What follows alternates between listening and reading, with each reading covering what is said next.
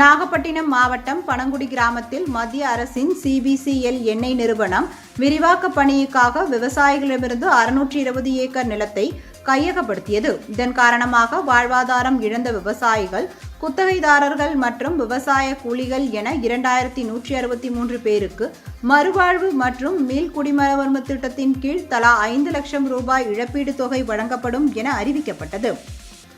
இதில் 60 நபர்களுக்கு முதற்கட்டமாக தலா 5 லட்சம் ரூபாய் வங்கி கணக்குகளில் வரவு வைக்கப்பட்டுள்ளது. மற்றவர்களுக்கு தேர்தலை காரணம் காட்டி வங்கி கணக்கில் தொகை வரவு வைப்பது நிறுத்தி வைக்கப்பட்டுள்ளது. இந்நிலையில் நாகப்பட்டினம் சட்டமன்ற தொகுதியில் போட்டியிடும் நாம் தமிழர் கட்சி சார்பில் போட்டியிடும் பாத்திமா பர்ஹானா நில எடுப்பால் பாதிக்கப்பட்ட அனைத்து தொழிலாளர்களுக்கும் மீன் குடிமேறு திட்ட நிதியை உடனடியாக விடுவிக்க வேண்டும் என நாகப்பட்டினம் மாவட்ட வருவாய் அலுவலர் பவன்தியை நேரில் சந்தித்து மனு அளித்தனர். பின்னர் செய்தியாளர்களிடம் பேசிய அவர், மத்திய அரசு வழங்கிய நிதியை 60 நபர்களுக்கு மட்டும் வங்கி கணக்குகளில் வரவு வைக்கப்பட்டுள்ளதாகவும், அதுவும் திமுகவை சேர்ந்தவர்களுக்கு மட்டுமே வழங்கப்பட்டுள்ளதாகவும் குற்றம் சாட்டினார்.